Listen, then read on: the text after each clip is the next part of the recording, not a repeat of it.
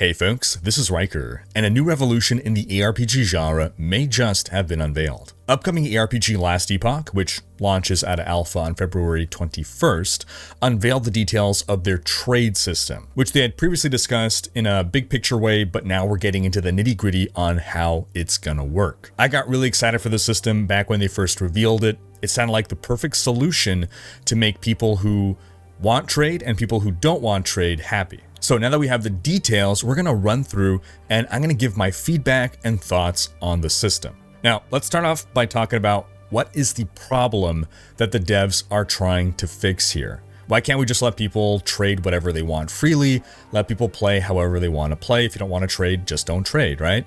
Well, here's the issue. If you have free trade in a game, then either, as a dev, you are balancing drops around the idea that people will engage in trade, or you balance drops around the idea that people will not engage in trade, or I guess some middle ground. But as a dev, you need to balance the game's reward structure. You need to have in mind roughly how quickly players are going to amass items, and thereby power. You have to know, okay, it's going to take an average player this amount of time to get all their gear. So if you balance the game without factoring in trade, if the game is a great experience for those who don't partake in trade, then the people who do partake in trade will be gearing up effortlessly. The game will be just way too easy. But if you instead balance the game with trade in mind, then the people who don't trade will have a much more difficult time gearing up. You're basically deciding whether trade is easy mode or whether non-trade is hard mode. Some people want trade, but they don't want the game to be made easy because of trade, and some people don't want trade and don't want the game to be hard because of it. So the way most modern ARPGs have attempted to solve this problem is by putting some form of limitations on trade to strike a balance, so that trading doesn't make things too easy, and that not trading doesn't make things too difficult. Diablo 4, for instance, prevents you from trading unique and legendary items, but there's still a small but active trade scene around rare bases that people then upgrade into legendaries. With this system, the people who engage with trade do have an advantage over those who don't, but with the current state of the game, players don't feel like they really need to engage with the trade system to become powerful and get through the content of the game. However, I get the sense that people who do enjoy trading might not be satisfied with the state of trading in Diablo 4. Now, there's different ways that you can implement trading with restrictions. D4's way is just one of them. And overall, this did seem like the right path for the genre. Trade with limits. And even David Brevik himself, felt that that's the way forward. The thing is, it fundamentally is a design that is based on compromise. You're not fully catering to people who want to trade, and you're not fully catering to people who don't. So instead of making either camp 100% happy, your goal is to reach some minimum level of happiness in each group to keep them playing. Now, sometimes design based on compromise is necessary, but it's never ideal. So then Last Epoch comes out and said, forget compromise, we found a way to make both camps happy. And that's what excited me so much. Innovation, creative thinking to solve a problem in a way that doesn't take the easy way out. So, what solution did Last Epoch come up with? Well, in-game, you have the choice to join one of two factions. The Merchants Guild, aka the trade faction, or the Circle of Fortune, aka the non-trade faction. And high-level overview, Merchants Guild lets you trade with other players, and Circle of Fortune does not, but instead gives you better drop rates. Both groups of players get to play with each other. They're not separated out into different servers. They're both playing the same game, they can be in the same party, but you've just flagged yourself for trade or no trade. And because drops are individual, maybe one guy's getting more drops because he's no trade, the other guy is getting fewer drops, but he is, trading with someone in the meantime. It's an elegant solution. So this is info that we already knew. Now let's get into the details. So for each faction, there's a reputation system. As you gain reputation, you gain ranks in that faction. As you gain ranks, you unlock more benefits for being in that faction. And there's 10 ranks in total. How do you gain reputation? Well, by just playing the game. And reputation is shared among all your characters in a given game mode, hardcore or softcore, within a given cycle, so within a season. Reputation doesn't transfer between two factions, you have to independently level up each faction. Now, technically it's a little more complex than that. By killing monsters and completing quests, you actually gain a currency called favor, and spending favor gains you reputation. Now, how you spend favor will differ depending on your faction. Both factions, for instance, have gamblers where you can spend excess favor, but you'll generally want to do other stuff with your favor. All right, now we're going to break down these factions as though you're a part of one of these factions. So let's start off with the Merchants Guild. You have joined the Merchants Guild. What does the game look like for you? So first off, this gives you access to direct player-to-player trade, as well as access to the Bazaar. The Bazaar is like a trade house or an auction house. Within it, players can list their items for sale, and they can also buy items from other players without directly interacting with other players. And the game has a robust set of filters in order to dial down and find exactly what you want. Right off the bat, it's good that we have both of these. If we didn't have the Bazaar, then we would need third-party websites to do this for us, like we see with Diablo 2 and Path of Exile and really any aRPG with an active trade system that is not handled in-game. If a tool is deemed required to play the game, I'm always in favor of these tools actually being built into the game rather than having to rely on third parties. Now, the Bazaar is a physical place in the game world that you must travel to. And then once you're there, different stalls serve as the interface to purchase different item types. So if I want to shop for armor, I go to the armor stall. If I want to shop for weapons, I go to the weapon stall. And I can already see people complaining about this. I imagine there will be a push to have the Bazaar accessible via a hotkey without having to travel there physically, without having to cycle through all the different stalls to get the different gear that you want. And I know that they want to make it a physical place to ground the Bazaar in the game world, to make it feel like it's a part of the game rather than something that exists apart from the game. They probably wanted to add some friction as well to trading so that you can't just be like spamming, dungeon levels. You find an item, 5 seconds, you just pop out an interface, put it for sale, close it, keep doing your dungeon run. All that said though, despite their intents, it would not surprise me if within the first year post-launch, the Bazaar turns into a hotkey. But anyway, so you visit the different stalls to shop for items, purchasing them with gold. That's the currency, it's just gold. You can then sell items from any stall. So you have to go to specific stalls to buy specific items, but when you want to sell, you can sell any item from any stall. When you list something for sale for a certain price, that gold price, that's the exact price that someone is going to pay to buy it. There's no markup, there's no tax like we see in many other games. Now, taxes don't just exist as a screw you to players. They exist to control the economy, to prevent inflation, to preserve the value of items, to serve as a deterrent towards a lot of common market manipulation tactics like price fixing or monopolizing certain goods, because it makes it less profitable for people to run these schemes. So it just makes trading an overall fairer experience for everyone when you have this tax system. So why no tax in Last Epoch? Well, they don't need one. Because in Last Epoch, once an item has been purchased from the Bazaar, it cannot be traded again. It is taken out of the economy. This is huge. And actually, as we'll cover, you'll see that there's a lot of restrictions on trading in general. And I'm really surprised to see this, in fact, because I feel the people who really want trade may not be happy with all these restrictions. In fact, when we take all these restrictions together that we're going to go through, I think we got a system that actually would just work well in an aRPG without needing to have the whole two-faction thing. But I digress. So, an item cannot be traded again once it has been purchased from the Bazaar, right?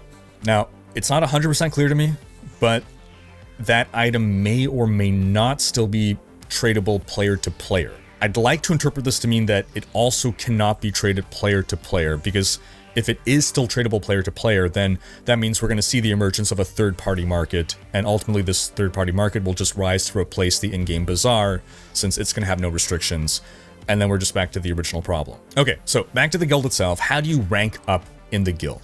Well, like I said, just playing the game normally. You kill monsters, you complete quests, but also by partaking in trading, since this is now a normal part of the game for you. Again, the idea is playing the game normally, you're going to rank up in your faction. As you progress through the ranks all the way to rank 10, you unlock the ability to trade more and more types of things. So you start off actually quite limited in what you're able to trade, but eventually you unlock the ability to trade uniques and legendaries and powerful endgame items. So another restriction there. But then there's another factor. Your rank within the guild also determines what gear you can equip, because once you've acquired an item, either via the Bazaar or via player-to-player trade, that item gets stamped with a faction rank requirement.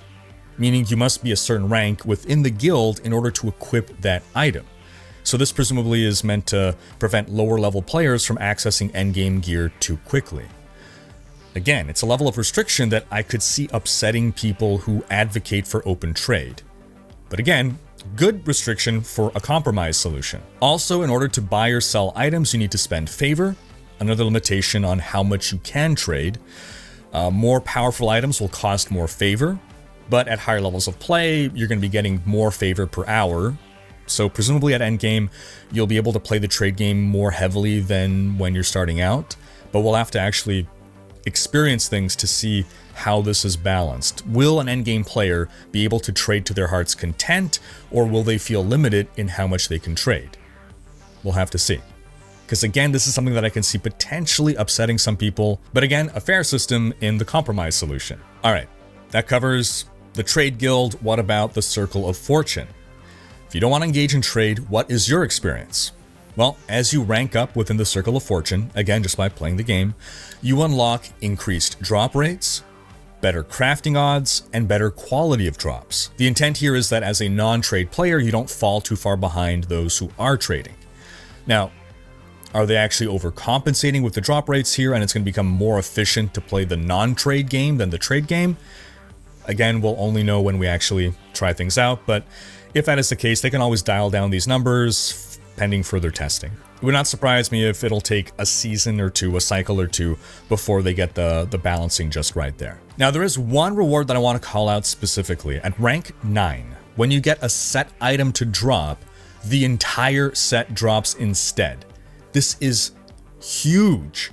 My jaw literally dropped the first time I read this, and I feel ambivalent towards it. On one hand, I like it because it solves one of the major issues with sets, that it is so difficult to complete a set via just relying on drops that, in general, by the time you've completed a set, you have outgrown its utility to you. On the other hand, part of the fun of sets is to progressively accumulate its elements. If you get everything at once, it's less fun than getting one piece at a time.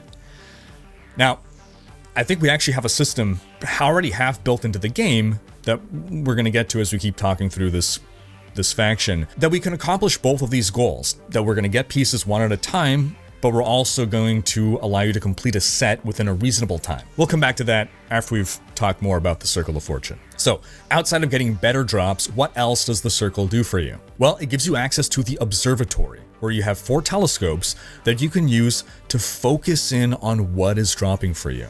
In other words, while what we previously discussed lets you drop more and better things, these will let you exert control over what is dropping. And this comes in the form of prophecies, which you can complete by spending favor. A prophecy is a consumable. Each telescope offers different types of prophecies. Some are focused on, one is armor, one is weapons, one is accessories, and one is idols and crafting materials. Now, a prophecy is a mini quest that comes in a 3-part format. First, an event. This is the thing that triggers the prophecy. It can be the death of a particular boss or killing a certain number of a certain type of enemy. Second is the condition. There isn't always a condition, but this could be like it has to happen in a specific dungeon or at a specific tier of difficulty.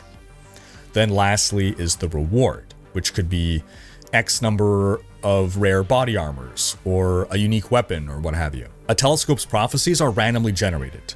You can spend favor to re-roll them, and you must spend favor to cash them in for the reward once you have completed the objective. You can't just complete the objective, you then have to spend the favor to claim the reward and complete the prophecy. So prophecies are a way to allow players to deterministically chase after specific loot. Part of what people like about trading is the determinism in a game genre that is inherently based upon randomness, randomized loot, randomized levels, randomized monsters. With no guarantee of getting something that is good for your build, trading allows you to put in some effort to farm currency to then trade for exactly what you want from another player. Without trade, players are at the mercy of randomness, unless the game gives you some systems to better deterministically hunt for what you want. And these prophecies seem like a great way of adding some determinism without devolving the game into repeating the same boss run over and over. Okay, now back to set items. Now, what if, instead of having the whole set drop for you, what if we add a prophecy reward type?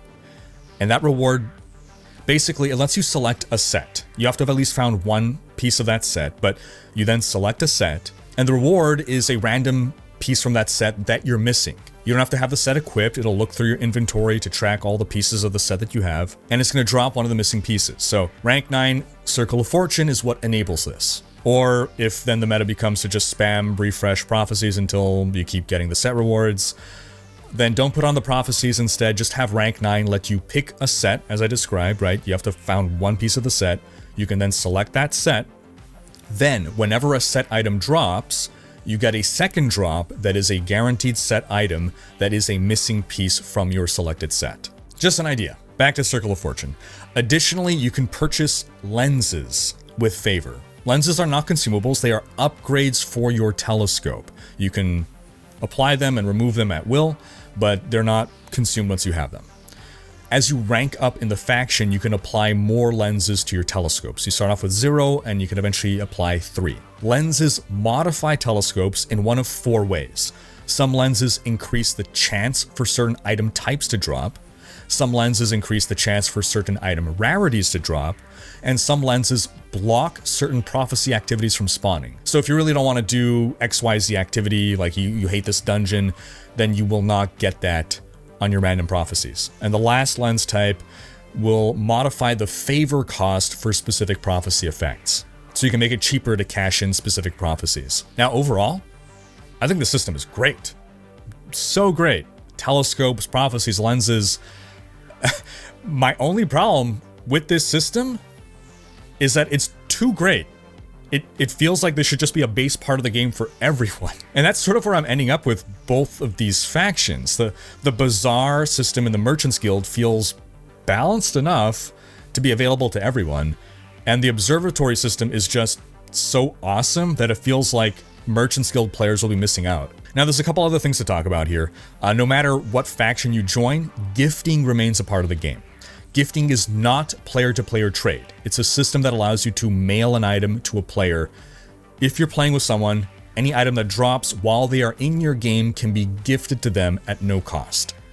This is great because it always sucks when you're playing with a buddy. You get a great drop that's good for them but not good for you. Maybe it's a duplicate of what you have. You can't give it to them. Insert gifting. Now, there is still a restriction.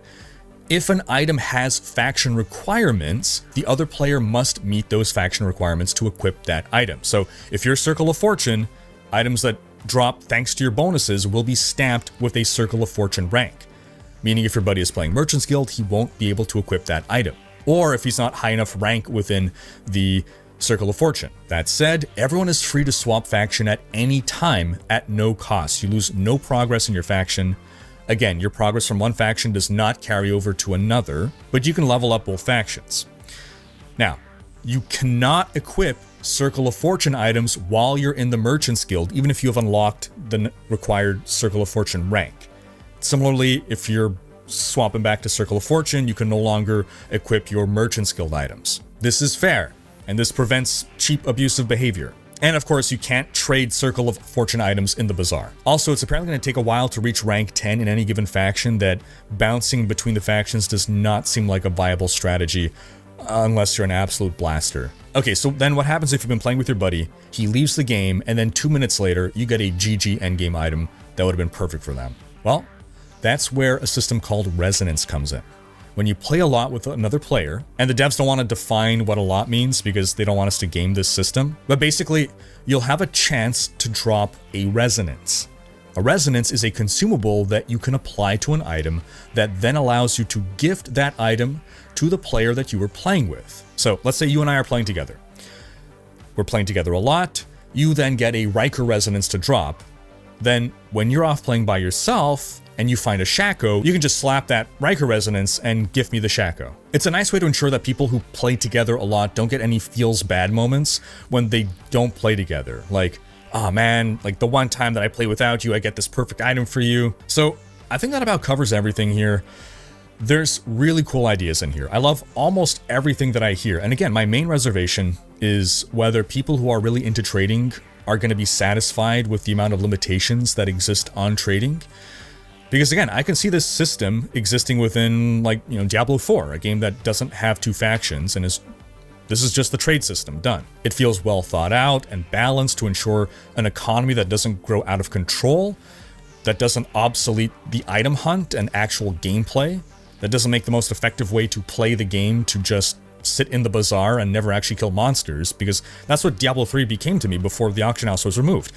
Why am I wasting my time playing the game when I could be playing the auction house, buying and selling, and then I can just buy any item that I want? But those are my thoughts. What are your thoughts, folks? Sound off in the comments. Also, be sure to check out my coverage of Last Epoch from Gamescom.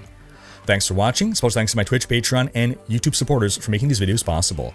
If you enjoyed this video, please share it, check out these other videos, and subscribe to join Rhykker's Raiders for more aRPG content.